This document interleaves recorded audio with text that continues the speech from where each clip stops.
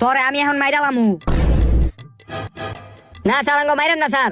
কোনো কথা চলবো না, আমি তোকে মাইরালামু। না স্যার আঙ্গ ছাইরা দেন স্যার। স্যার আপনি তো আমাকে মাইরে নেবেন, মারার আগে আমাকে একটা কথা কন যে আপনি এরকম মানুষ কেমনে হইলেন? শুনতে চাস? হ্যাঁ। তাইলে হন, ছোটবেলায় আমরা অনেক গরিব ছিলাম। আমার বাপে একমাত্র কামাই রোজগার কইরা আঙ্গ সংসারটা চালাইতো।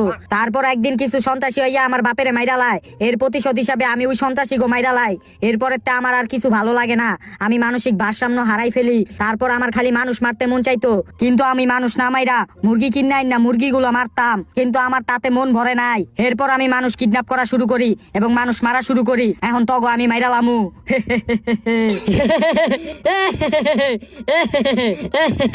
কিরে তুই হাসুস কি লিগা?